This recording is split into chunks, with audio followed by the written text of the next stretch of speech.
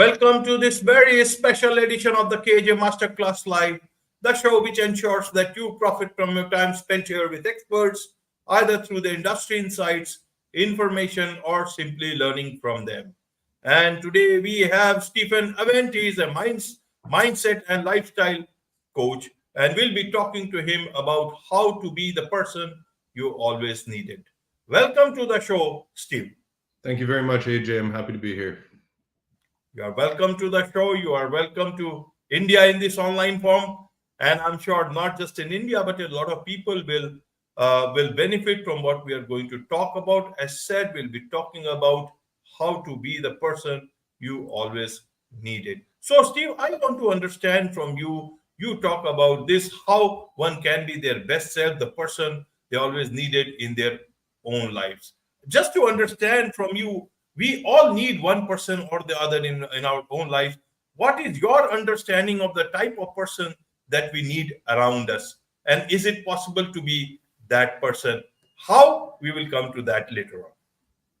Yeah, fantastic. I mean, the bottom line is as long as you're looking on the outside for somebody to meet those demands that we need for ourselves, we're often falling short. So when we can learn to show up for ourselves and show up for those around us instead, and really live that lifestyle of 100%, where we put that 100% into everything that we do so that we build our own inner fulfillment and we know that we can rely on our word regardless of what it is that we give it to. So we're basically just looking to be that best person that we can be and develop ourselves to be that man or woman that we always needed in our lives, but we often don't have.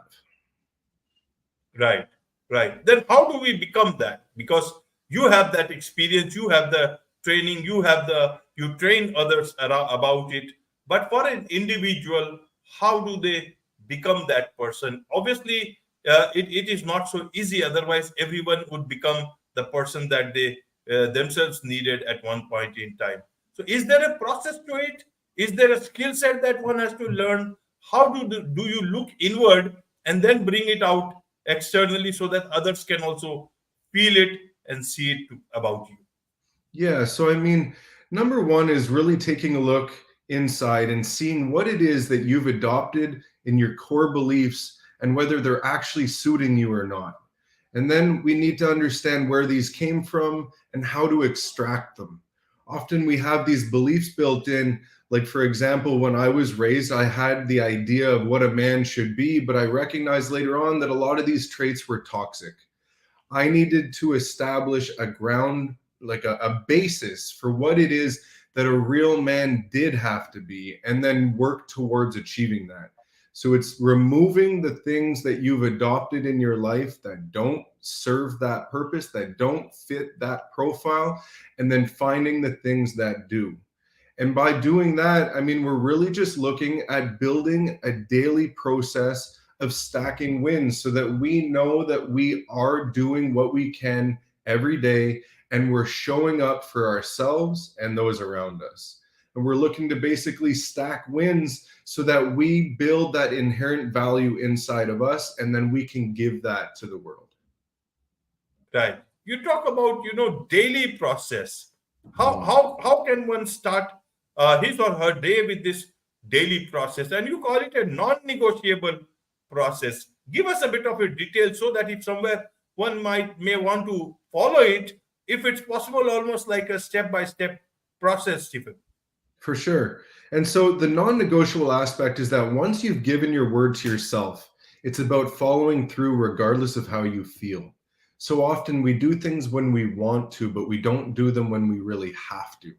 So by establishing a set of ground rules as to how you're going to structure your day so that you can build yourself to be that person, including setting things like a wake up time, not just lounging in bed until you feel like getting up, but actually establishing a timeline that you are going to get up no matter what. And then setting up basically a structured format of what it is you're going to do in your day to continue to escalate yourself, bring your energy up so that you can then be that best person once again. And often this can be things like meditating, reading, journaling. Exercise is a fundamental part of this. I mean, this gets your physical, your mental, and your spiritual component all elevated to that state that you're really functioning at your best level. And then we have to look at the food. I mean, whatever we're eating is impacting our lives as a whole. You know, it's going to impact our energy levels, it's going to impact how we feel about ourselves. And by being fit and feeling good physically, you feel better about yourself emotionally and mentally. And then these things feed back into one another. So it's really about just setting sets of ground rules that are going to elevate you in all ways and fulfilling these on a daily basis, no matter what. Right, right, Stephen. You have a lot of, elite level dog training. So with Mhm. that, in that aspect, we also talk about, that dog training. If you could train people like dogs, you would have 100% success rate. Or why do you say so? Help us understand about, Yeah. about the dog training part, and is it because people have intellect? Why is it that dogs can learn fast, people take their own time, people should be learning at a quicker pace? Why do you say the 100% rate that people can achieve through, if it was about dogs? Yeah, so the fundamental difference is that when I'm training a dog, I get to do what I know is best for them, and they follow suit until they recognize it as well. And then they just do what I want them to do because that's where all the reward comes. That's where all the benefit, including their physical happiness, their mental happiness, and the reward that I give them as well. When it comes to people, our intellect actually works against us a lot of times because so often we can find a process that works perfectly, but we will question it and re-question it and then compare it to 50 other things that may also work, but we dilute them and give up on them before we actually get the result that we're looking for. So, because we're a reasoning species and we have the ability to look forward and to really question whether we believe in something or want to go ahead and stick to it, we often quit before we get to the point that we wish to attain. And so, if I were able, for example, to train a person like I train a dog, they would no longer have that ability to give up on the process before the result is there. And I can see in my clients the potential that they have, but so often they can't, and they don't have the dedication and discipline built into their life to get them to where they need to be, whereas I do. So I am not going to allow them to slip up if I have the ultimate control in the situation. Now, of course I don't. So this is where I'm always there to inspire them, to push them forward, to encourage them, and to really give that all around encouragement for them to fulfill what it is that they want. But in the end, it is at their discretion and their choice, and they have to want it and they have to show up for themselves. So this often leads to unfulfilled goals and failure. Right, right. In terms of, the type of clients you get, you are a mindset and lifestyle coach. So what is it that people generally come to you for? What is it that they want to learn from you that they have not learned outside or from someone else? So often, I'd say most commonly when people start looking outside, they're not feeling good about themselves and they don't know what to do about it. So often in our society, we turn to pharmaceuticals for this, or we turn to alcohol, or we turn to other substances. But once you realize that these aren't the path that you want, typically people are coming to me, they're looking for a fitness level change. So they want, their body to morph into something that they would be happier with. They're often not sure what to be eating. They don't know why it is that they keep gaining weight and they can't seem to figure it out. Often going on to multiple diets instead of finding a diet that works for you. And then all of this really does come back to whether they're aware of it or not, is the mindset. I mean, if your mindset isn't structured where it's bulletproof and able to withstand all the difficulties that come in life, then you're going to struggle and you're not going to feel good about yourself. And so the other two components that I just mentioned always feed back into the mindset, but really it's a trifecta. And we do need to address and develop all three to get that perfect result. Okay. And what is your coaching program like? You just listen to them and then you devise the coaching program. Help us so that people who want to connect with you, they know a bit of detail. Okay, this is what the process would be like. Sure. So, number one, yes, everybody is different. They all have different needs and they're all at different starting points. Some people have sort of been going through a similar path for quite some time, and then they're just looking for that small adjustment that's going to get them over that next hill. Other people are just starting and they might be at a major deficit. Like I mentioned, they might be dealing with alcohol abuse or other drugs or just mental issues all around.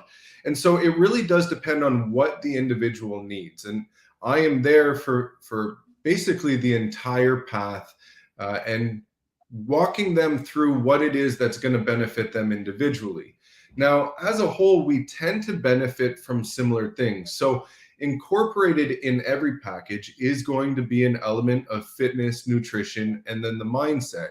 The mindset's going to fluctuate depending on the package that you take, whether it's going to be more in depth or a little bit more of a natural production based on the other two components.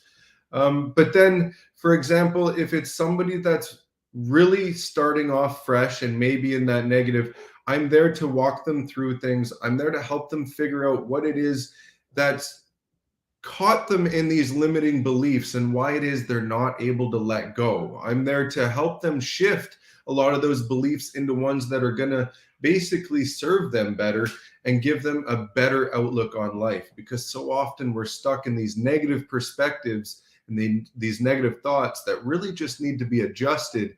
And when you look at it from another angle, you can start to see that it's not really about you so often, in the sense that people are not doing things to you. And too often that we hold on to those things very personally. And instead, we want to drop that victimhood mentality and really develop strengthening yourself and understanding that every negative that comes your way is just an opportunity to grow.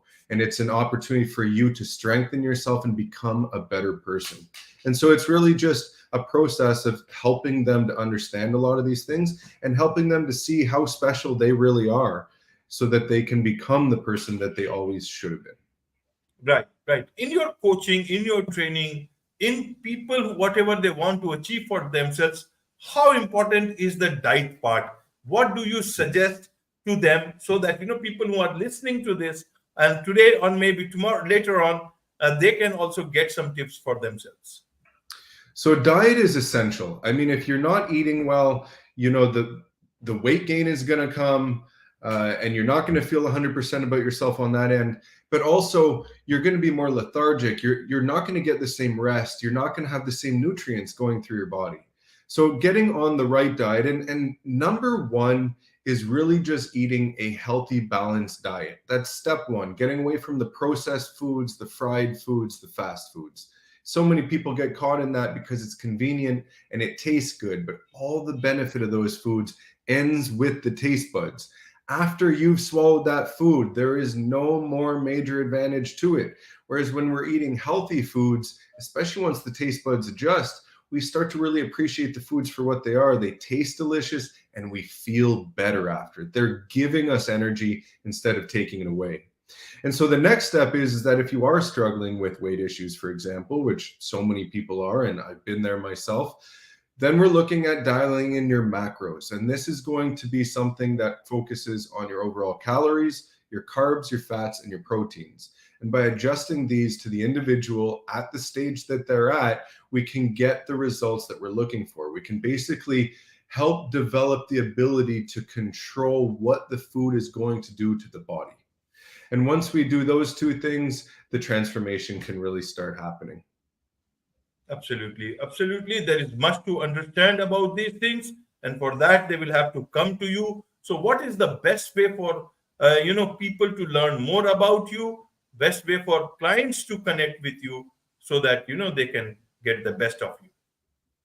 Yeah, so I mean, the best way to connect with me is really on my Instagram account, My Brother's Keeper Coaching. I am available at pretty much all hours. I mean, I do sleep, but it is me that's responding to any messages that come through there. Secondly, if you're not on social media, then I do have a website, and that's www.mybrotherskeepercoaching.com. Once again, you can reach out to me through that, through email, phone as well. And then I do have TikTok, which I don't focus on nearly as much, but it is there. And I am on YouTube as well, both under the same names again. Right. With this, it's a wrap on this very special edition of the KAJ Masterclass Live. Thank you so much indeed for joining us. Thank you, AJ.